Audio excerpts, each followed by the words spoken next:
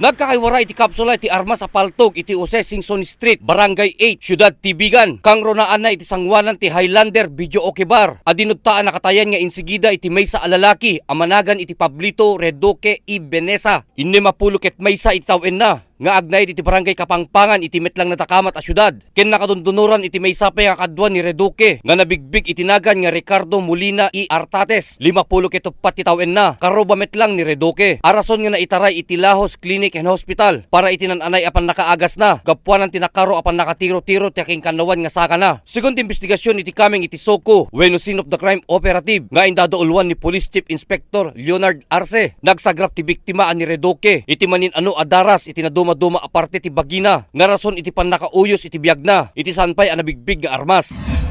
Balik kami na ti ko na report nga na-receive mi dito nga dati shooting incident dito Highlander Video Bar.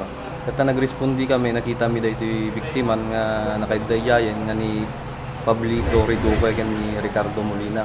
Ti bagbaga di kito witness tayo nagkuyog da kanu nga napaniya Video Bar. Pagsampod ay damot kinang sarno kunyada nga nakalugan ti Toyota Corolla ken Honda Civic nga red ken white. At tan di pag dimabadi kay occupants na jay pinaltugan da magsudan. Pinadas nga len iti press court ti reaksyon dagiti anak anapanawan ti biktima. Ngem nagkit-kit da nga nagsarita iti sangwanan iti kamera. Ngem di nga nakunada nga adda karkariri iti amada iti nagkalkalabes kabulan. Bali ti lead tayo pala tatangay ket dito getaway vehicle da dito Honda Civic. Ngam tinala damot lang ay kay letter na lang yung Honda Civic nga WGH.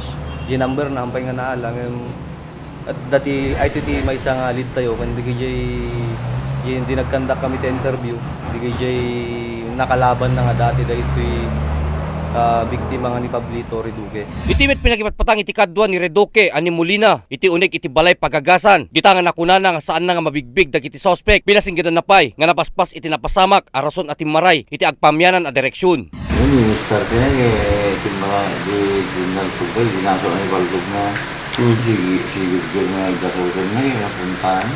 Kaya nakita ng masong suot yung libag na. Suot yung balgog na suot yung libag na. Hindi mo padata sa pinakapunta, hindi mo padata sa pinakapunta. Hindi mo padata sa pinakatigna sa magkita pa level.